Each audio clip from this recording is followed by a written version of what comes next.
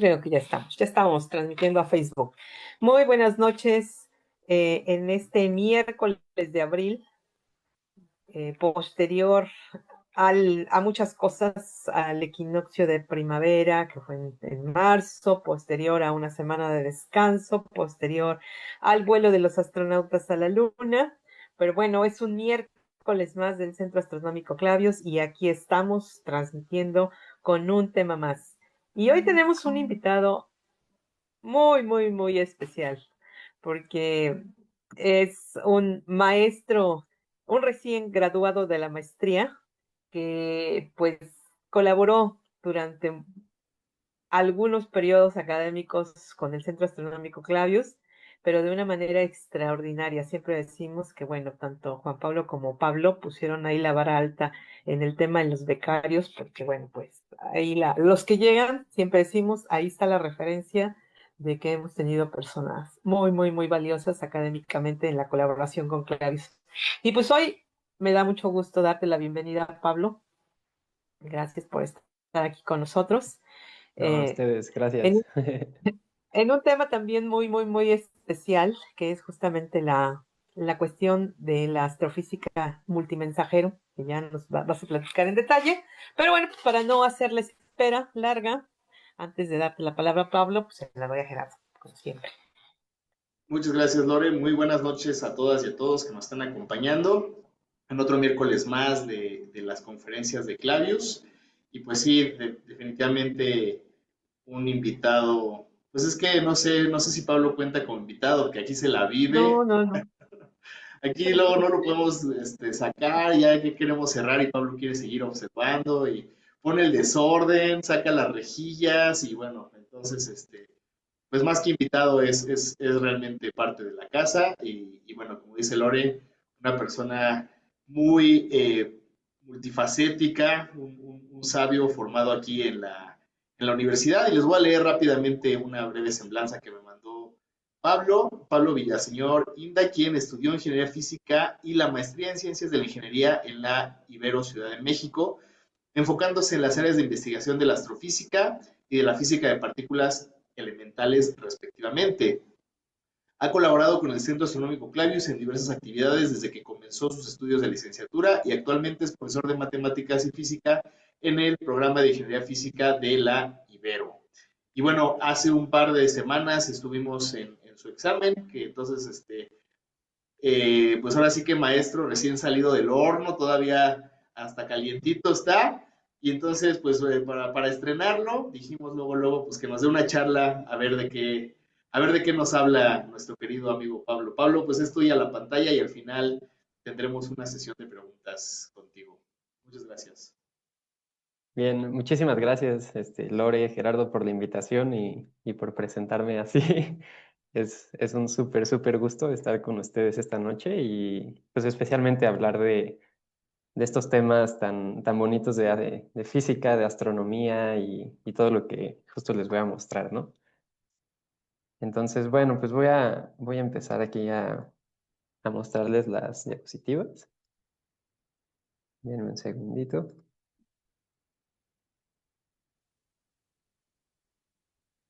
Listo, creo que ahí ya se ve, ¿verdad? Ahí se ve Sí, perfecto. lo estamos viendo. Bien, pues sí, como mencionaban ya, pues el tema de hoy es esto, ¿no? La era de la astrofísica multimensajero. Y pues la idea es un poco como explicar qué significa esto y algunas de las características de esta forma de estudiar el cosmos. Entonces, pues la idea es que hoy en día la astronomía contemporánea, ha dejado de depender únicamente de la luz para estudiar el universo. Y a eso me refiero, pues bueno, siempre se pueden apuntar telescopios y captar la luz de los astros y estudiar esa luz, pero hoy en día tenemos más recursos y digo hoy en día, pues ya desde hace muchas décadas, ¿no? Pero sí tienen otros recursos. Entonces hoy en día los fenómenos cósmicos se investigan combinando distintos mensajeros, de ahí viene este término de multimensajero, porque usamos la información de la radiación electromagnética, que bueno, puse aquí como esta notita, ¿no? De lo que siempre llamamos la astronomía, ¿no? Como captar esa luz de los astros y estudiarla. pero también podemos captar las partículas subatómicas que estos objetos emiten, como los neutrinos, y muy en general les llamamos rayos cósmicos. Entonces ahí la astronomía se combina con la física de partículas y pues ya hace unos 10 años que se pueden detectar también ondas gravitacionales de algunos tipos de objetos y entonces ahí también la relatividad general entra en juego. Entonces como que es una combinación de tres ramas súper fascinantes de la física y por supuesto de la ingeniería, ¿no? De la ingeniería tan impresionante detrás de los instrumentos que se utilizan para detectar estos mensajeros distintos. Y pues es un tema que a mí me gusta muchísimo porque pues justamente durante la carrera aprendí muchísimo de astronomía trabajando en el Centro Astronómico Clavius y de relatividad general es el tema un poco del que hice mi trabajo de titulación de la carrera, precisamente en ondas gravitacionales. Y ahora en la maestría me enfoqué en estudiar la teoría del modelo estándar de la física de partículas. Entonces, como que se combinan todos mis grandes gustos en una sola cosa, ¿no? Por eso me gusta tanto. Y pues esta es la idea final del plan de hoy, ¿no? Entender cómo en esta rama de la astrofísica multimensajero, distintos observatorios y técnicas de detección y de observación convergen todas ellas como para ofrecernos una visión detallada y profunda de nuestro universo. Entonces espero que esto todo tenga muchísimo sentido al ratito que terminemos. Y bueno, si no, cualquier duda, espero también dejarlos con muchas dudas y cualquier cosa por ahí. Al final lo platicamos. Este es un poco el plan ya con más detalle. Eh, Platicaré muy breve de la astronomía, de su historia, ¿no? La astronomía en la antigüedad, de la invención del telescopio y cómo distintas técnicas fueron naciendo para desmenuzar y extraer la información que la luz transporta, ¿no? No solamente sacar una imagen, sino que la luz codifica mucha información sobre la fuente que la emite y la espectroscopía es ahí clave y estas técnicas de interferometría. También, bueno, mencionaré algunas cosas de los telescopios espaciales, rayos cósmicos, ondas gravitacionales, que ahí es donde se vuelve multimensajero el estudio, y un poco de hacia dónde va el futuro de la astrofísica, ¿no? Entonces ese es el plan del viaje de hoy, ¿no? Y primero quería súper brevemente, ¿no? O sea, no hay forma de hacerle justicia a toda la historia de la astronomía en tan poco tiempo, pero solo un par de comentarios rápidos. Que pues bueno, desde muy en la antigüedad, en muchas civilizaciones diferentes se construyeron observatorios astronómicos, ¿no? Por supervivencia para entender las estaciones y tener alguna referencia de las estaciones del año.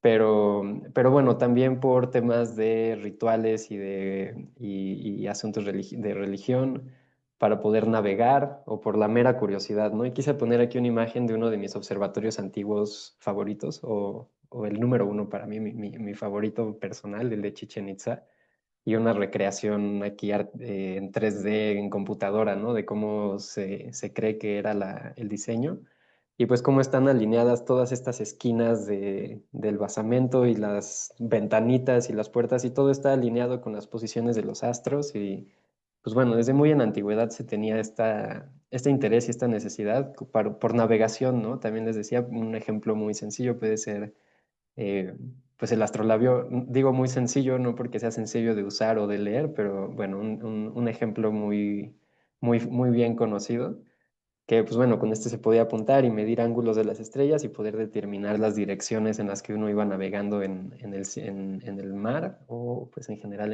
explorando, ¿no? Y es un buen ejemplo también de cómo desde muy en la antigüedad y conforme fue habiendo más tecnología y un mejor conocimiento del cosmos, pues servía para todas estas cosas. Y entonces viene cada vez desarrollos tecnológicos más avanzados. Pongo aquí otro ejemplo que a mí me gusta muchísimo de los observatorios de Tycho Brahe, el astrónomo danés que fue quien obtuvo las observaciones de las posiciones y movimientos de los planetas con las que Johannes Kepler pudo deducir sus leyes del movimiento de los planetas. Y pues está esta isla ahí entre Dinamarca y Suecia de la isla de Ven, en donde él construyó estos observatorios utilizando los sextantes y cuadrantes y otros instrumentos de los más precisos que había en esa época, ¿no? O sea, como que viene la necesidad ahora de hacer mediciones, pero de una precisión cada vez mayor y mayor y mayor para entender mejor, ¿no? El movimiento y más adelante las propiedades físicas y demás de los astros. Entonces quería poner este otro ejemplo y pues viene también otro episodio muy importante, ¿no? Históricamente hablando de el invento súper revolucionario que fue el telescopio. Y bueno, puse aquí dos nombres muy importantes en este episodio de la historia, ¿no? De Galileo Galilei y de Isaac Newton, que si bien eh, el título del inventor del telescopio pues no es como de Galileo, pero bueno, sí de utilizarlo para el estudio sistemático del cielo nocturno. Y aquí hay este pues, telescopio es tal cual uno de los que él llegó a utilizar. Y por otro lado el de Newton, ¿no? Que usa espejos en lugar de lentes. Entonces como que dos tecnologías ópticas distintas, con características diferentes en cuanto a qué cosas se pueden observar con ellos. Pero pues viene este invento súper revolucionario, ¿no? Y de ahí, de nuevo, la ambición de ir más allá y más allá, ¿no? A construir ahora telescopios lo más grandes posibles. Entonces pongo aquí un ejemplo de un observatorio ya gigante, ¿no? En mi opinión, o sea, aquí hay es un dibujo, pero bueno, aquí está la representación del tamaño, comparando con el tamaño de una persona. Y es el ejemplo del observatorio de William Herschel. Esto es en el siglo XVIII. Y bueno, William Herschel, volveré a mencionarlo porque él descubrió la radiación infrarrojo y voy a hablar un poco de eso también. Pero descubrió otras cosas también, ¿no? El planeta Urano, algunas de sus lunas, algunas lunas de Saturno, descubrió nebulosas, galaxias. Su hijo y su hermana también eran astrónomos y hicieron un catálogo de objetos que eventualmente influyó mucho en el catálogo NGC. Tengo entendido, si no, Lore y Gerardo me corregirán después. Pero bueno, viene esta carrera como hacia hacer observatorios gigantes para la observación precisa y detallada de los astros, ¿no? Hoy en día, pues bueno, así se ven los telescopios, algunos de los más grandes que hay en el mundo. El Very Large Telescope es estas siglas VLT, el Gran Telescopio de Canarias, el Keck en Hawái, el Observatorio Gemini también, y hay muchos más, también gigantes. Vamos a ver algunos otros ahorita. Y de nuevo, ¿no? La tecnología involucrada en estos observatorios es algo muy sorprendente y las capacidades que tienen de precisión angular, de la profundidad en el cosmos con las que pueden ver. Y la cosa es que, pues esto no se trata solo de hacer los gigantes, nada más porque está padrísimo hacer los gigantes, ¿no? Hay una razón muy importante, al menos dos razones básicas muy importantes. Una de ellas, pues mientras más grande es el telescopio, más luz captura y permite observar objetos más tenues cada vez, y eso pues también tiene una relación con que sean a veces más lejanos, ¿no? Y por otro lado es por un tema de resolución, ¿no? Entonces hay un fenómeno físico que sucede, que es la difracción, que puede llegar a ser esta interferencia entre las ondas de la luz.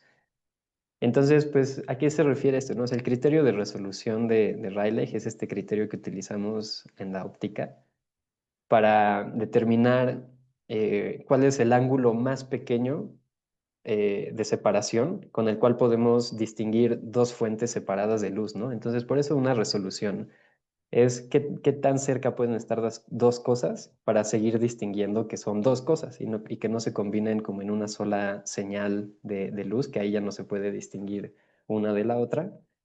Y se puede hacer este cálculo que conduce a esta ecuación que les muestro. Les prometo que es la única ecuación del día de hoy, pero pues es una ecuación muy importante, ¿no? Justifica un poco o explica la razón de por qué es también muy importante hacer telescopios grandes. Aquí en esta ecuación, el lado izquierdo está θ, representa ese ángulo de separación entre las dos fuentes de luz. La letra lambda representa la longitud de onda de las ondas electromagnéticas que emite esa fuente.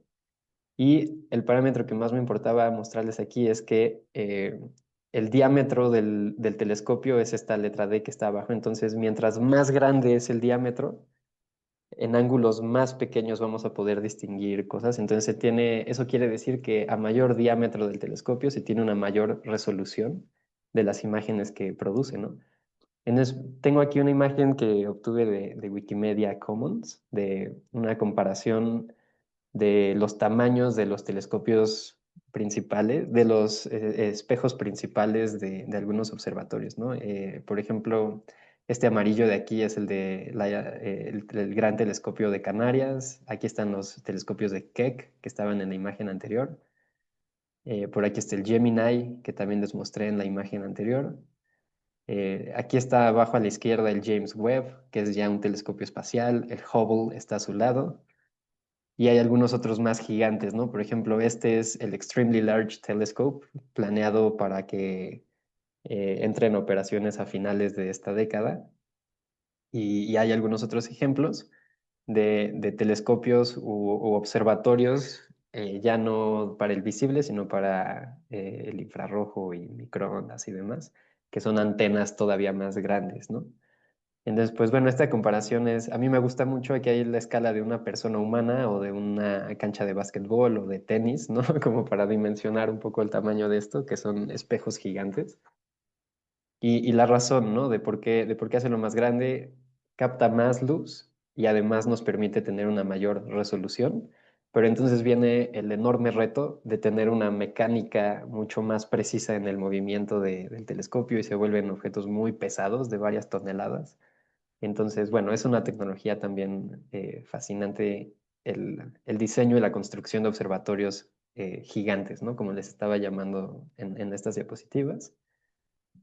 Y pues también este mismo personaje que les decía hace ratito, Isaac Newton, en esa época descubrió este fenómeno de que la luz blanca se puede, bueno, más que descubrir, pues la estudió con mucha profundidad, ¿no? El fenómeno de que la luz blanca se dispersa en todos los colores del espectro. Publicó varios de sus estudios en este libro de Optics.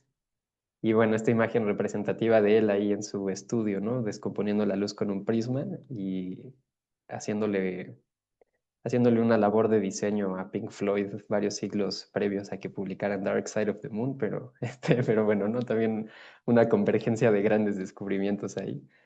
Y bueno, para no desviarme, pues sí, no solamente la luz blanca se puede descomponer en todos los colores, sino que con esto se empezó a comprender muchas otras propiedades de la luz y hay estos otros personajes, entre muchos otros, ¿no? Pero quería mencionar a estos muy en especial, a Joseph von Fraunhofer, quien usando esta técnica de poner un prisma y descomponer la luz, lo apuntó al sol y descubrió que habían líneas oscuras, ¿no? Colores de luz que el sol pues no emite eh, o que se absorben en algún momento o así, ¿no? Y estas son las líneas espectrales de Fraunhofer, como les llamamos.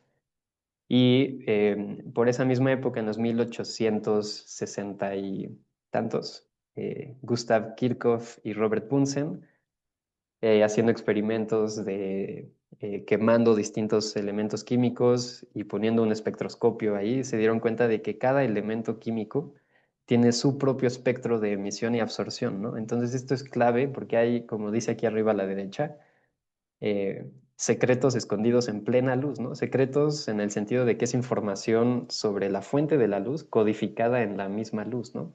Y es un fenómeno súper, súper fascinante. Entonces, esta imagen es un poco lo que intenta representar. O sea, aquí hay una estrella.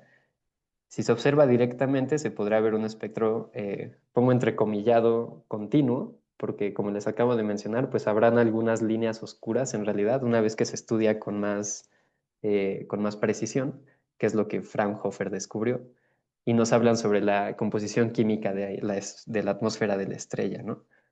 Y por otro lado, para las nebulosas, también se puede observar con telescopios, como está aquí representado, más grandes, porque es un objeto más tenue que la estrella misma.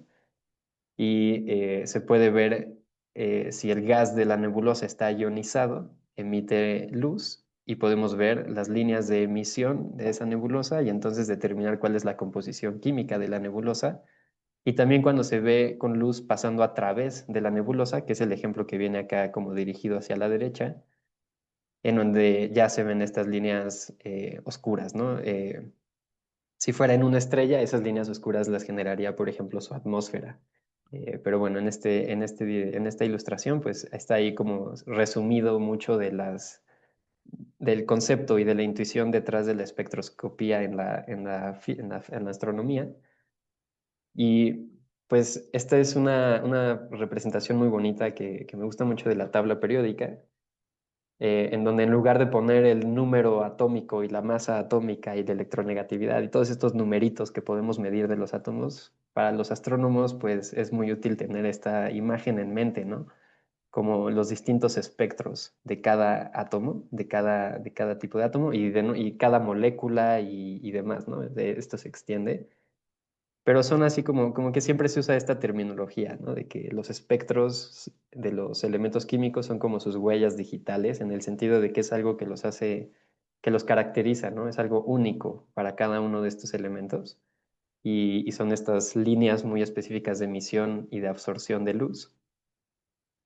Y pues bueno, con la mecánica cuántica esto se logró entender eventualmente en términos de las transiciones de niveles de energías que los electrones realizan en los átomos y demás, pero el fenómeno se descubrió mucho tiempo antes, ¿no? De hecho, fue un medio para poner a prueba la teoría de la mecánica cuántica, así hacer los cálculos y si coincide con las observaciones que ya se tenían muy precisas de los espectros, fue una confirmación de que era una descripción adecuada de este fenómeno de la emisión y absorción de luz por la materia, ¿no? Entonces, bueno, esta imagen, pues para que la tengan en mente más adelante.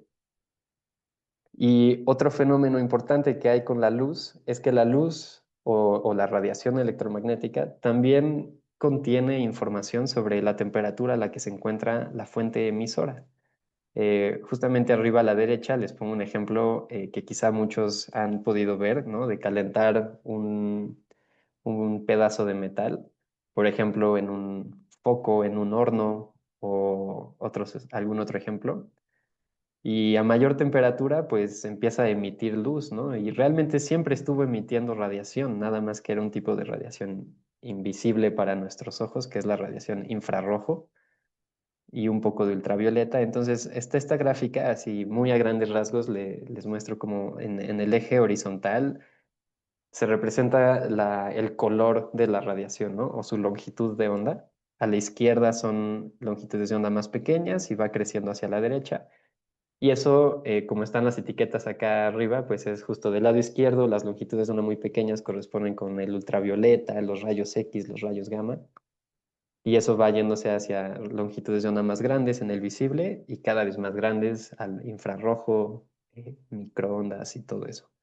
Y lo importante que quiero mostrarles es que aquí hay 4 gráficas diferentes, cada una representando un objeto a temperaturas diferentes y podemos ver cómo a 3000, 4000, 5000 o 6000 grados Kelvin, por ejemplo, el perfil de la emisión de luz es distinta para el objeto, ¿no? Entonces nosotros podemos apuntar un telescopio, obtener su espectro, apuntar un telescopio a una estrella o algún objeto, obtener su espectro y a partir de eso deducir su temperatura, pero también su composición química, por lo que les mencionaba antes, y algunos otros parámetros, ¿no? Entonces, este efecto de la radiación se conoce como radiación térmica o también como radiación de cuerpo negro y lograr hacer un modelo matemático que describiera correctamente este tipo de curvas fue lo que condujo a Max Planck a la invención de la física cuántica, como les decía hace ratito, ¿no? O sea, como que fue la prueba para determinar, ok,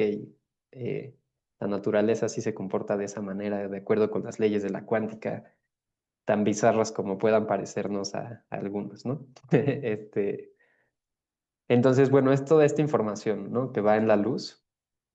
Y pues, ¿cómo está eso de que hay luz invisible, ¿no? Eso del infrarrojo y de los rayos X y de todo eso.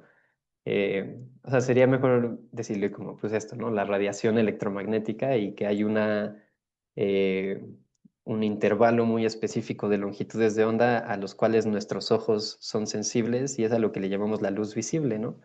Desde 700 nanómetros hasta 400 nanómetros de la longitud de onda.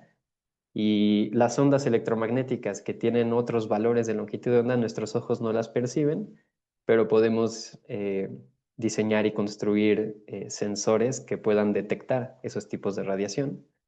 Y pues bueno, con eso funcionan, por ejemplo, las telecomunicaciones y la radioastronomía, el Wi-Fi, ¿no? Muchas de esas cosas, con, con, con la radiación electromagnética en longitudes de onda grandes. Y por otro lado, las longitudes de onda pequeña, pues tienen que ver, se relacionan con radiación de mayor energía, ¿no? Entonces ahorita voy a también hablar un poco más de ello, pero pues bueno, es así, más que luz invisible o algo así, pues bueno, son ondas electromagnéticas de distintas longitudes de onda y solo algunas de ellas excitan las células en nuestros ojos y son a las que sí les llamamos luz, ¿no? Y bueno, es un término ahí que quería aclarar un poco. Y entonces, pues bueno, la importancia que tiene para lo que les quiero contar hoy de esta, entre comillas, luz invisible, es que precisamente con ondas electromagnéticas en el espectro del radio, es ideal para poder hacer una técnica que se llama interferometría, que consiste en esto, ¿no? En el lado izquierdo les muestro un diagrama. Hay aquí algún tipo de fuente de ondas de radio, por ejemplo, galaxias, y emiten la luz. Esta luz viaja a través del espacio y podemos poner dos telescopios distintos observando en la misma dirección y que detecten esta radiación, ¿no? Obviamente, pues bueno, en el dibujo va a llegar primero a este telescopio que está del lado izquierdo y un poco de tiempo después llegará al telescopio del lado derecho, ¿no? Entonces, por eso pone aquí una señal rojita y una señal azul, cada una con su propio reloj, y va a haber algún desfase, ¿no? En el tiempo de llegada de la señal. Y esto se puede aprovechar para tener una resolución muy grande en las mediciones de estos objetos, porque ese desfase temporal de el tiempo de llegada de la luz puede utilizarse si se usan varias antenas para triangular, por así decirlo, y determinar con mucha precisión la dirección en la que se encuentra este objeto y la distancia. Y el efecto final es como si hubiera un solo telescopio del tamaño de la distancia entre estas dos antenas, ¿no? Entonces esta técnica se llama interferometría. Les muestro aquí un ejemplo del observatorio Jansky y el Very Large Array. Esas son estas siglas VLA. Son 27 antenas, cada una de 25 metros de diámetro y en conjunto se comportan como un telescopio de unos cuantos kilómetros de diámetro o al menos varios cientos de metros, dependiendo de la configuración que utilizan. Entonces, como que es también una manera de aprovechar este otro tipo de radiación que tiene una longitud de onda muy grande y permite hacer este tipo de técnicas y obtener información con una resolución muy alta. Y esto, una vez más, este tipo de trabajo en equipo, una vez más lo llevamos los humanos a una escala gigante. Ahorita les voy a mostrar a qué me refiero con eso. Y pues quería mencionarles rápido, ¿no? O sea, hay un observatorio aquí en México, al lado del Pico de Orizaba, en la Sierra Negra, el gran telescopio milimétrico que les muestro aquí a la izquierda, eh, que pues forma parte de un gran arreglo de radiotelescopios alrededor del mundo, que en conjunto forman un observatorio del tamaño del planeta, ¿no? Entonces, lo que les decía es esto, ¿no? Se pueden combinar varios radiotelescopios para que actúen como uno solo. Y eso es este método, el milagro de la interferometría, ¿no? Este es otro ejemplo del observatorio ALMA. Justamente me parece que esta es una de las nubes de Magallanes que platicábamos hace ratito. Si no me corrigen otra vez de este dato, pero pues bueno, estos son dos ejemplos, ¿no? De observatorios muy, muy grandes y que ambos son miembros de este gran super megatelescopio, el Event Horizon Telescope, que justamente combina varios observatorios, varios radiotelescopios separados a lo largo de todo el planeta. Y con ello se ha podido sacar este tipo de imágenes de los agujeros negros que se encuentran en el centro de dos galaxias en particular, ¿no? La galaxia M87, que es este ejemplo de arriba, y de la Vía Láctea, de nuestra galaxia, que es este agujero negro de abajo, Sagitario A asterisco. Y la obtención de estas dos imágenes es realmente un logro monumental, ¿no? En la historia de la ciencia, en particular de la astronomía, poder confirmar que este tipo de objetos, los agujeros negros supermasivos en los centros de las galaxias, sí existen y que tienen ciertamente las características que se esperaba que tuvieran los discos de acreción a su alrededor, de acuerdo con la relatividad general de Einstein y pues bueno, ¿no? Con las tecnologías de observación que hay hoy en día. Y no solo eso, sino que se puede también medir la polarización de estas ondas electromagnéticas y es lo que representan estas rayitas, como estos trazos que hay de cómo está como rasgado el disco de acreción. Lo que representa eso es la información de la dirección de polarización de la luz y eso nos da mucha información sobre el estado de los campos magnéticos alrededor del agujero negro. Y pues bueno, o sea, sí, abre un espacio para investigaciones súper interesantes sobre estos objetos que yacen en los centros de las galaxias, unos monstruos de varios millones de veces la masa de nuestro Sol, y que son pues lo que tiene a miles y millones de estrellas dándoles vuelta alrededor por su gran gravedad.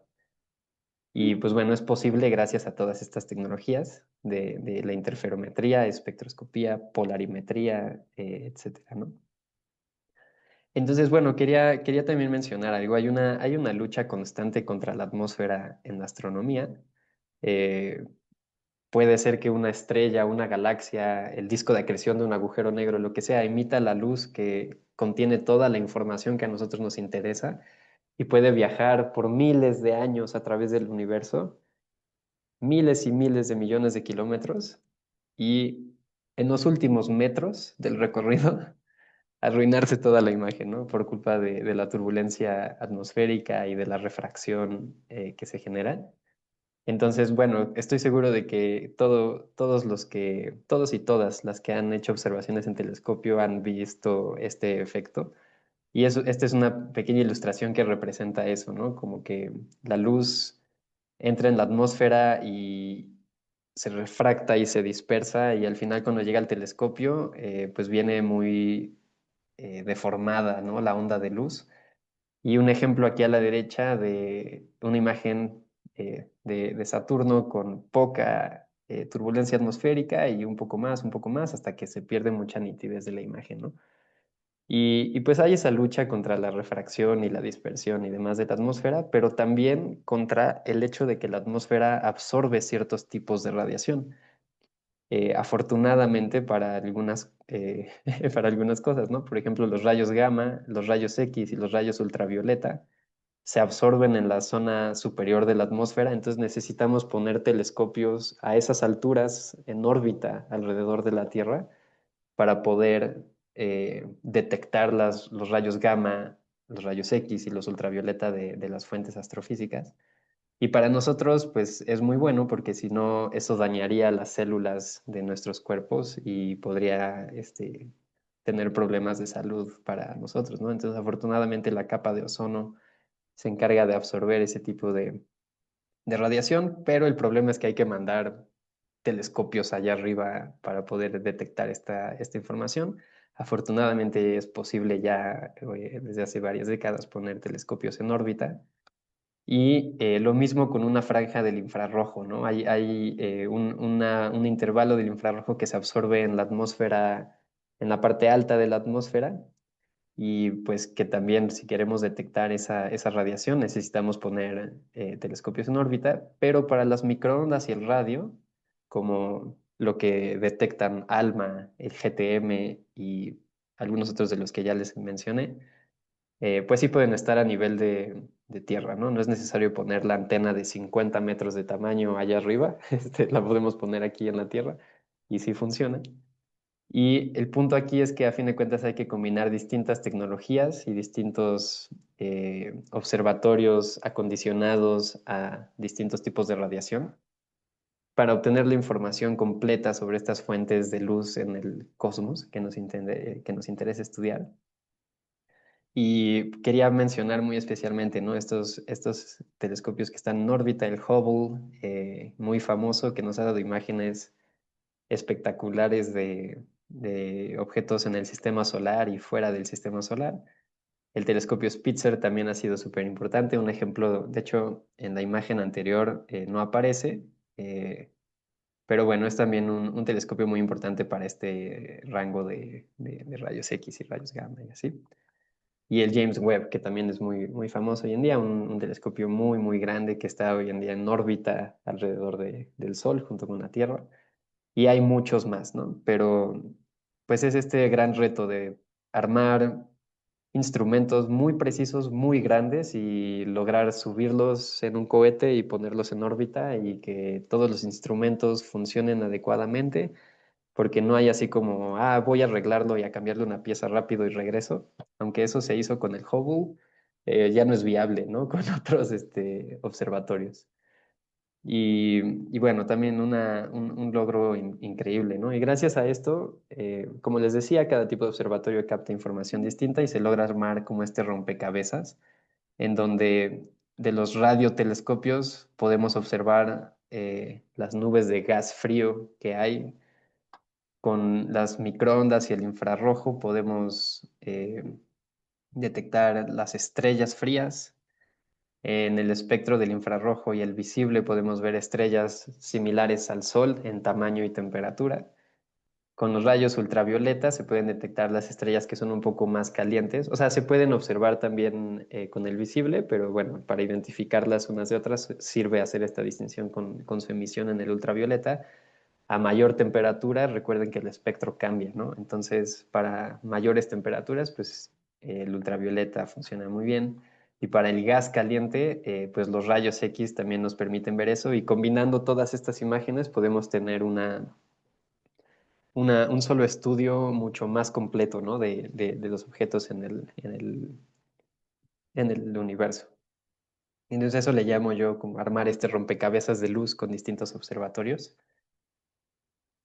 Y pues ahí intenté resumir así mucho de las técnicas de la astronomía y así, pero viene entonces también esta otra fuente de información, ¿no? Estos otros mensajeros que son las partículas subatómicas provenientes de algunos objetos astrofísicos, por ejemplo, de una galaxia, de una estrella, que pueden estar emitiendo protones de muy alta energía, electrones, muones o algunas otras partículas que también, al igual que la luz, pues pueden viajar a través del cosmos. Esto, bueno, no es tan sencillo como este dibujo, se los explicaré un poco mejor ahorita, pero eventualmente llegan a la Tierra y así como los rayos de luz llegaban a la atmósfera y se dispersan y se hace un desastre y todo lo demás, pues también pasa con los rayos cósmicos, ¿no?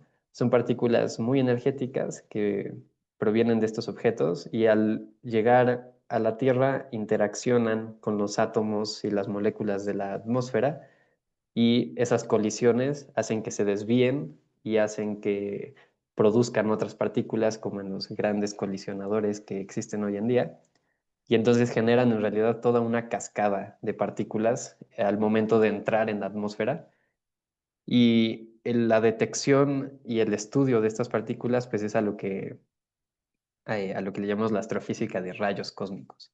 Al momento de combinar ambas cosas, la luz que emite un objeto junto con la información de los rayos cósmicos que emite, tenemos ya como una primera noción de astrofísica multimensajero. Entonces, este fenómeno de los rayos cósmicos es, como dice aquí arriba a la derecha, un descubrimiento muy audaz, en mi opinión.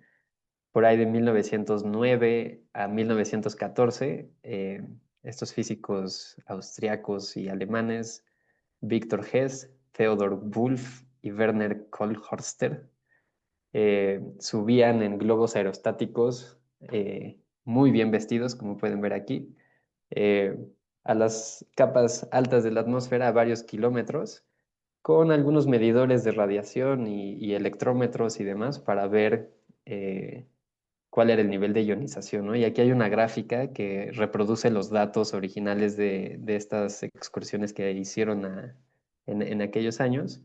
demostrando que pues a mayores alturas el nivel de ionización en la atmósfera y eh, de estos rayos incrementa, ¿no? Entonces hicieron viajes, hicieron ascensos en la noche y en el día y se dieron cuenta de que era igual, entonces concluyeron que no era cosa del Sol, sino que eran partículas provenientes de fuera del sistema solar, ¿no? Y esto es como que esto marca pues un gran descubrimiento también en la historia de la física de los rayos cósmicos, porque muy pronto empezaron a descubrir partículas subatómicas que nadie había logrado producir o estudiar aquí en la Tierra, ¿no? Y que en esta capa superior de la atmósfera se estaban produciendo por estas cascadas.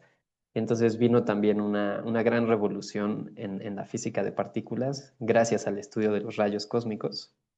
Ahorita es lo que les quería mostrar con esta imagen, ¿no? Como les mencionaba antes, los rayos cósmicos, al interaccionar con la atmósfera de la Tierra, producen estas cascadas. Entonces aquí hay un ejemplo de cómo llega un rayo cósmico primario, el que viene directo de la fuente de una galaxia o de algo así. Y al momento de llegar y pegar con un átomo de la atmósfera, pues empieza a producir otras partículas, ¿no? Neutrones, piones, neutrinos, electrones y positrones, muones y algunas otras partículas subatómicas, que son las que eventualmente nosotros podríamos poner detectores aquí abajo en la superficie para captarlos e identificarlos. Aquí hay otra imagen que lo representa también, ¿no? Algún evento, por ejemplo, una supernova explota una estrella, se emite mucha luz, pero también se emiten muchos neutrinos y muchas otras partículas que viajan a través del espacio, golpean algún átomo de la atmósfera de la Tierra, generan la cascada y las detectamos y podemos deducir con qué energía se emitieron y algunas otras en qué dirección y algunas otras cosas, ¿no? Entonces ese es un poco el principio básico de la idea de la astrofísica multimensajero. Combinar esta radiación electromagnética junto con la información que transportan las partículas que también se emitieron en estos fenómenos. Les voy a poner aquí un videíto. Esto es un ejemplo de una cámara de niebla. Es así una camarita cerrada con algún vapor saturado, de manera que cualquier pequeña excitación hace que se condensen gotitas de ese vapor. Entonces, por ejemplo, aquí están atravesando algunos cuantos protones, partículas alfa, electrones, muones, provenientes de estos rayos cósmicos. Este experimento está en un laboratorio aquí en la superficie de la Tierra, como a 2000 y pico metros sobre el nivel del mar. Más o menos la misma altura que la Ciudad de México, un poco más alto. Es un laboratorio en donde se obtuvo este video. Y como pueden ver, pues hay una gran actividad, ¿no? O sea, hay muchísimos rayos cósmicos constantemente bombardeando la Tierra desde todas direcciones. Eh, y pues el estudio de estas partículas fue clave tanto para la astronomía como para el desarrollo de nuestro entendimiento de la física de partículas elementales. Por ahí van a ver que algunos de las trazas que se hacen son muy anchas y tal vez no muy largas, y algunas otras, por ejemplo, ahí se hizo una por acá, y así, ¿no? Van a poder identificar algunas que son muy, muy, muy gruesas, pero cortitas, que son partículas alfa, núcleos de helio, ¿no? Dos protones y dos neutrones que llegan y se detienen rápidamente al interaccionar con la cámara de niebla. Y hay algunas otras trazas que son más delgaditas y largas, que corresponden más bien con partículas como muones o algo así, ¿no? Entonces, pues la gente empezó a poner cámaras de niebla, subirlas a globos aerostáticos y subir y empezar a intentar hacer otro tipo de experimentos para estudiar la naturaleza de estas partículas y catalogarlas e identificar los distintos tipos que había. Y eso desató toda una revolución en la física de partículas, como les comentaba. Bueno, antes de pasar a esto, igual voy a aprovechar este video. Ahí. Y rápidamente vino como desarrollos tecnológicos para desarrollar mejores cámaras de niebla y otro tipo de detectores, cámara de chispas y de burbujas y otro tipo de detectores, por ahí de la década de los 30 y los 40 también empezaron a construir aceleradores y colisionadores de partículas y a poner estas cámaras a un lado para hacer colisiones de partículas y a un lado poder detectar estas eh, otras partículas subatómicas que se producen, ya no provenientes del cosmos, ¿no? Ya no rayos cósmicos en donde pues depende de la supernova que emitió, es lo que nos va a caer acá, ¿no? Sino que en este caso pues tienes el colisionador en donde está más controlado el ambiente para poder saber cuánta energía se inyectó y qué tipo de partículas podrían salir, de acuerdo con la teoría del modelo estándar de la física de partículas. Pues bueno, fue ahí también clave para todo esto, ¿no? Entonces les quiero mostrar ahora sí un ejemplo de cómo son los observatorios, o mejor dicho, detectores de rayos cósmicos, que también aquí en México hay uno muy importante, HAWC, el High Altitude Water Cherenkov, que son estos tanques de agua gigantes que están aquí repartidos en toda esta área. En un momento les voy a explicar cómo funcionan. Pues aquí hay un pequeño diagrama, de nuevo describiendo la idea de la astrofísica multimensajero, ¿no? Que llega el rayo cósmico, genera la cascada de partículas y se podrá detectar en estos detectores Cherenkov o en detectores subterráneos, ¿no? Para detectar neutrinos, así como la radiación electromagnética que puede detectar un observatorio como está aquí la antenita, ¿no? Entonces, de una misma fuente, en lugar de solo detectar su luz, se empieza a detectar también qué partículas emitió ese objeto y ese fenómeno, ¿no? Em, la manera en la que funciona eso y por lo que se usan tanques de agua es este efecto Cherenkov. Cherenkov es el apellido del físico quien describió este fenómeno, el modelo matemático y demás. Y básicamente consiste en que una partícula con carga eléctrica, al atravesar un medio material con una rapidez muy alta, que sea una rapidez mayor que la rapidez de la luz dentro de ese medio, genera este efecto como de polarizar los átomos alrededor de este material y eso genera una onda de luz, generalmente de color azul o más hacia el violeta y el ultravioleta y así, ¿no? Es una longitud de onda muy específica dependiendo de las propiedades del medio y la energía de esta partícula y genera, como muestra aquí abajo a la izquierda, como que un cono de luz detrás de ella, la partícula.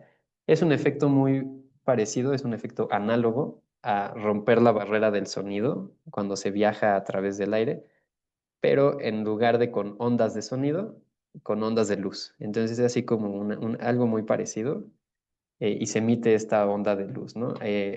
Puede ser que llegue una partícula con carga eléctrica, atraviese el tanque de agua a una rapidez muy alta y genere este cono de radiación Cherenkov, pero también puede ser que, por ejemplo, un neutrino que no tiene carga eléctrica, entonces no tiene el efecto Cherenkov, pero puede ser que ese neutrino golpee el núcleo de un átomo y desprenda alguna partícula que, por ejemplo, una partícula beta, en este ejemplo un electrón, o que sí sea una partícula desde el núcleo, y que esa a su vez emita el cono de Cherenkov, ¿no?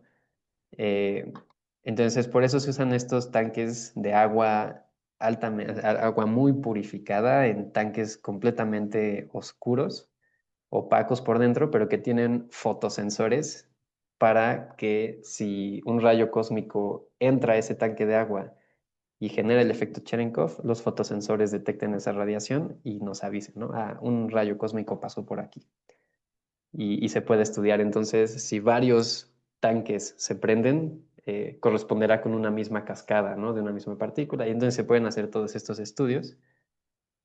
Este es un ejemplo de un detector de neutrinos que funciona con el efecto Cherenkov que les mencionaba antes de que, pues bueno, el neutrino no tiene carga eléctrica, pero el neutrino puede golpear a una partícula que sí tenga carga eléctrica y entonces generar el efecto Cherenkov, pero los neutrinos interaccionan apenitas, ¿no? Muy, muy, muy poquitos, son dificilísimos es muy difícil, muy improbable que golpeen los núcleos o los electrones de un átomo, entonces se necesitan tanques gigantes. Aquí hay una persona, bueno, tres personas paradas y ven el tamaño de este detector, el Super Kamiokande en Japón. Es un tanque que mide más o menos 40 metros por 40 metros, aproximadamente, está 1 kilómetro bajo tierra y tiene 50,000 toneladas de agua ahí adentro, agua ultra pura.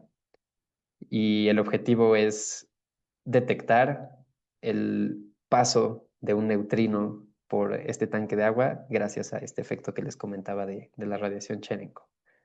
Este es un ejemplo de muchos otros que hay de detectores de neutrinos que todos son subterráneos porque pues a nivel de la superficie se tienen muchas otras señales, ¿no? Los muones, las partículas alfa, tal, tal, tal, llegan muchas cosas que al irse al subterráneo, todo eso no atraviesa la superficie de la Tierra y los neutrinos interaccionan tan poquito que sí pueden atravesar todo eso, incluso una franja de varios kilómetros de corteza terrestre, que es un material muy denso, y aún así lo logra atravesar hasta llegar, eh, con suerte, a uno de nuestros detectores Cherenkov, ¿no? Entonces así se pueden estudiar, como les decía, neutrinos, otro tipo de partículas subatómicas como protones, partículas alfa, muones, etcétera, y radiación electromagnética, ¿no? Tenemos ahí ya un montón de información. Este es un ejemplo de otro observatorio otro detector de neutrinos que hay en el Polo Sur. Es 1 kilómetro cúbico de hielo subterráneo también en el Polo Sur. Se llama Ice Cube, este experimento. Y entonces aquí hay un ejemplo de cómo se ve un paso de un neutrino, ¿no? Prende varios de los fotosensores y dependiendo de en qué dirección es más intensa la señal y si baja o sube, etcétera, se puede determinar en qué dirección iba. Justamente hay aquí una comparación con la Torre Eiffel para que se den una idea del tamaño de este experimento. Como les decía, es 1 kilómetro cúbico de hielo que tiene incrustados fotosensores con el fin de detectar el efecto Cherenkov de neutrinos. Y hay más ejemplos, ¿no? Les comentaba que el descubrimiento y el desarrollo de tecnologías para los rayos cósmicos nos permitió descubrir muchas partículas subatómicas, ¿no? En 1932, Anderson descubrió el positrón, es esta traza que se ve aquí. Es una de las primeras imágenes que se tienen de la detección de un positrón, ¿no? Es el descubrimiento de la antimateria, la primera partícula de antimateria que se detectó a 4 años después de que Paul Dirac predijera matemáticamente la existencia de la antimateria con su ecuación. Al poco tiempo descubrieron también la producción de pares, de que un fotón puede producir un electrón y un positrón al mismo tiempo, y eso se pudo estudiar en 1933. Eh, a los pocos años descubrieron el muón, el pión, y entonces vino toda una revolución de descubrimientos de muchas partículas exóticas y extrañas. Eh, en la década de los 40 y los 50. Esta imagen de aquí son imágenes del artículo original en el que se publicó el descubrimiento de los piones, que es esta traza de aquí abajo a la izquierda, esta otra también, esta otra y esta otra. Las chiquitas que están abajo son 4 placas fotográficas recortadas como para poner 4 eventos distintos en los que se detectaron piones, que a su vez decaen a un muón y luego ese muón decae a un electrón y se puede detectar todos estos procesos y ver, entender mucho sobre las propiedades fundamentales de las partículas de materia, ¿no? Y hay muchos otros ejemplos. Hay literalmente cientos de partículas subatómicas que se empezaron a descubrir en los 40 y los 50. En los 60 vino una gran revolución con la idea de los quarks para intentar entender estos fenómenos. Y finalmente, en la década de los 70 se logró escribir la teoría del modelo estándar de la física de partículas para ensamblar todos estos descubrimientos experimentales en una teoría casi completa, ¿no? sobre estos fenómenos. Entonces, bueno, de los rayos cósmicos les mencionaba sus orígenes, ¿no? ¿Cuáles son sus orígenes? Bueno, pueden provenir de centros de galaxias. A final de cuentas, como vimos ya en los centros de galaxias, hay agujeros negros supermasivos con discos de acreción de gas muy caliente a su alrededor y hay campos magnéticos muy intensos que pueden despedir partículas de muy altas energías, como esta imagen que se muestra aquí, que es estos jets. Esta, pues bueno, sí es una representación artística de un núcleo galáctico activo, no es una imagen científica, pero representa estos jets, como les llamamos, estos jets de partículas, estos chorros de partículas subatómicas que se emiten, también de luz. Y pues bueno, si resulta que uno de esos jets está alineado con la Tierra, podemos detectar las partículas provenientes de esa galaxia, ¿no? Esos son los de mayor energía que se conocen, hasta incluso varios millones de veces más energéticos que las colisiones que podemos producir nosotros en los colisionadores actuales, ¿no? Entonces sabemos que es una fuente muy poderosa de partículas. Las supernovas también emiten una gran cantidad de rayos cósmicos. Les pongo aquí dos ejemplos. La supernova de Kepler, me parece, si no, Lore me podrá corregir también y Gerardo. Y la nebulosa del Cangrejo, ¿no? Que también es un remanente de... Igual me corrigen si estoy diciendo esto mal, pero bueno, son remanentes de supernovas, eso sí lo sé. Bueno, las supernovas también emiten una cantidad enorme de partículas subatómicas. Y también las estrellas, por ejemplo, nuestro Sol está constantemente emitiendo rayos cósmicos también, partículas alfa, protones, etcétera, etcétera, que pues al viajar a través del sistema solar e interaccionar con el campo magnético de la Tierra, eh, pues generan, por ejemplo, el efecto de las auroras boreales, ¿no? Entonces también a los rayos cósmicos les debemos ese fenómeno natural tan bello de las auroras boreales y pues impactan importantemente sobre la geometría del campo magnético de la Tierra, ¿no? Entonces estos son así como algunos, los tres principales orígenes de rayos cósmicos que conocemos. Y pues la idea del multimensajero no se detiene ahí, sino que resulta que también la gravedad misma transporta información fundamental sobre los objetos astronómicos. Por ejemplo, en la colisión de dos agujeros negros, como esta imagen artística que hay del lado izquierdo, el campo gravitacional se ve afectado muy dramáticamente y oscila, y esta oscilación se propaga a través del espacio y del tiempo, y es a lo que le llamamos ondas gravitacionales. Aquí hay una imagen más o menos igual esta es una simulación, esta sí es una simulación científica, no es una representación artística, esta del lado derecho, de las bolitas naranjas que están ahí en medio, son dos agujeros negros a punto de colisionar y estas como capas verdes representan la intensidad de las ondas gravitacionales que emiten en la dirección perpendicular al plano de la órbita eh, de estos eventos, ¿no? Detectar este fenómeno es sumamente difícil. Se logró en el 2015 en un detector de ondas gravitacionales después de varias décadas de intentar y mejorar los detectores y demás. Y al final de cuentas, de verdad es una ingeniería muy, muy, muy sorprendente la que usan estos detectores.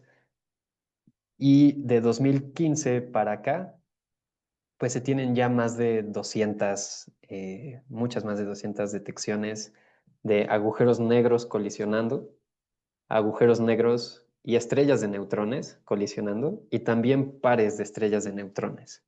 Entonces, poder estudiar esto por medio de ondas gravitacionales nos brinda una prueba muy rigurosa de la relatividad general de Einstein, porque la relatividad general de Einstein predice cómo debería ser esta curva, ¿no?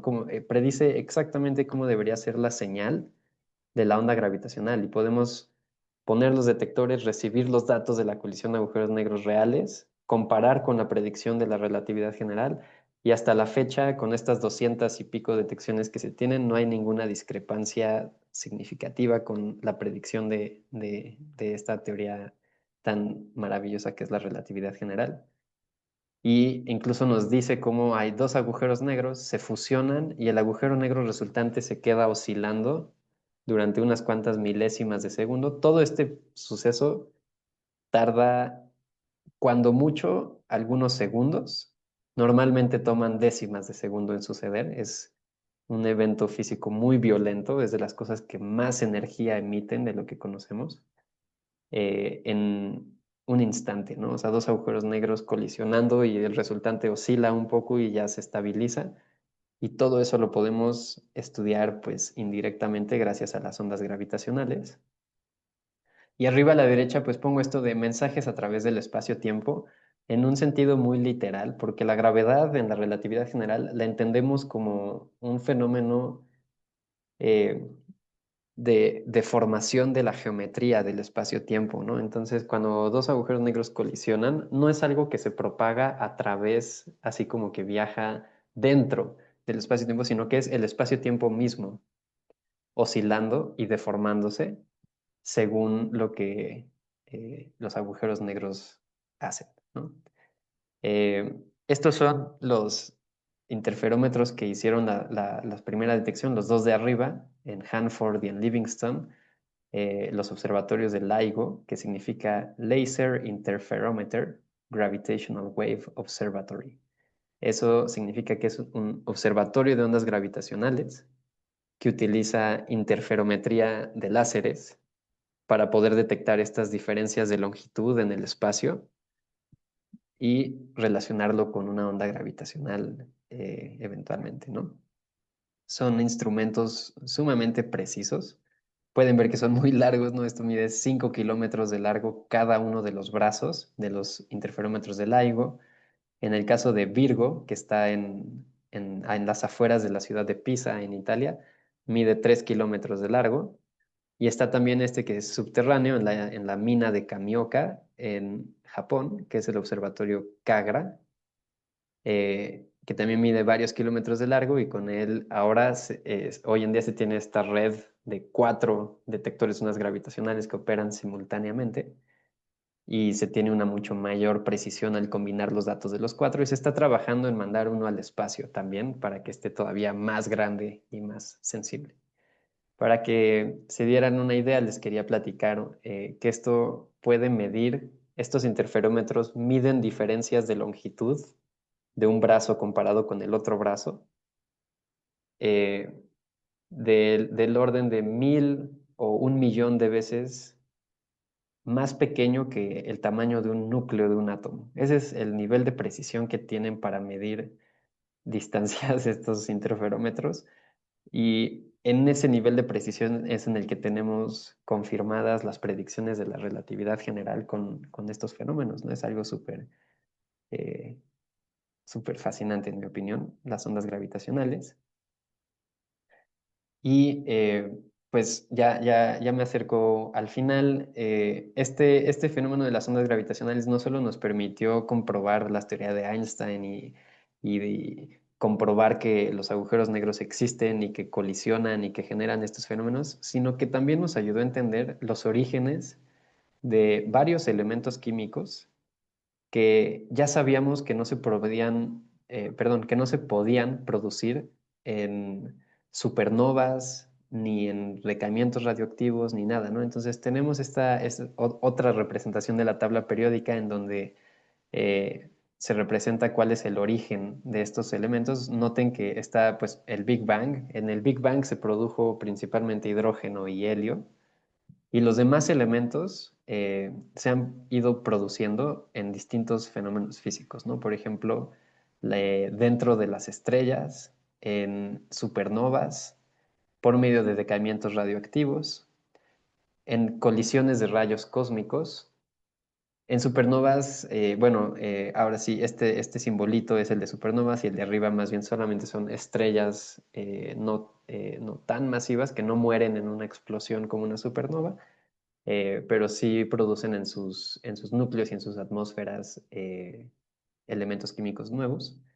Y pues resulta que hay muchos de estos elementos, por ejemplo, el oro, la plata, el cadmio, el iridio, el platino, etcétera, etcétera, que se producen en las colisiones de estrellas de neutrones. Y con las ondas gravitacionales pudimos cuantificar muy bien cuánta energía tienen estos efectos y estos fenómenos, perdón, de la colisión de estrellas de neutrones y comprobar que pues es suficiente energía como para poder fusionar núcleos pesados que una estrella solita no podría, ¿no? Y bueno, por supuesto hay algunos otros elementos que solo se han logrado producir sintéticamente, ¿no? O sea, en un laboratorio con métodos distintos que se pueden hacer para producir distintos isótopos y demás, ¿no? Entonces, bueno, eso como que completa también mucho de nuestro entendimiento sobre el origen de la materia que nos conforma a todos nosotros. Y las ondas gravitacionales, los rayos cósmicos y la astrofísica nos brindan mucha información sobre todo esto, ¿no? Entonces, eso es la esencia de la astrofísica multimensajero. Aquí hay una imagen que lo resume muy bien para ir cerrando.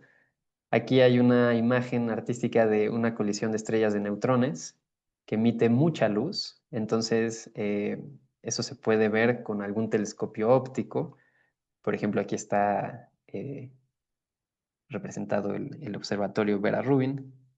Em, Emite muchos neutrinos que los podemos detectar con nuestros detectores de Cherenkov, estos tanques de agua gigantes. Emite también rayos cósmicos que, a pesar de que viajan de manera errática, afectados por los campos magnéticos del universo, eventualmente llegan y golpean la atmósfera y producen estas cascadas de partículas y las podemos detectar aquí en la superficie y estudiar las propiedades de la fuente que las emitió. Y por último, las ondas gravitacionales que se representan con esta ondulación como del espacio mismo, que eventualmente si llegan a la Tierra y el interferómetro de LIGO, Virgo y Cagra están en esta posición, pues se podrán detectar esas ondas gravitacionales y utilizar todos estos recursos distintos para extraer y estudiar información sobre distintos fenómenos astrofísicos. Y esto, pues bueno, tiene ya varias décadas que se puede hacer, pero es algo relativamente reciente, se puede decir, y que va hacia en una dirección muy interesante para poder estudiar de manera cada vez más completa el cosmos y responder estas grandes preguntas que nos hacemos. Aún queda mucho por descubrir. Y pues la astronomía va un poco en esta dirección, en hacer observatorios cada vez más grandes en la Tierra, en el espacio, detectores de ondas gravitacionales más precisos. Este es una representación de LISA, el interferómetro que quieren construir en el espacio en órbita alrededor del Sol para detectar ondas gravitacionales más tenues y además también de longitudes de onda más grandes. Se está estudiando los núcleos de las galaxias y la materia oscura y la energía oscura y muchas otras cosas que quedan por estudiar más, comprenderlas y pues hay muchos misterios que resolver todavía, ¿no? Entonces, el futuro de la astronomía pues va en esa dirección un poco. Hay otras direcciones también que son interesantes, pero es lo que les quería contar hoy, así que pues no me queda más que agradecerles una vez más a Lore, Gerardo, por la invitación del día de hoy y a todo el mundo por su atención. Con mucho gusto podemos pues pasar a algunas preguntas mientras no sean muy difíciles.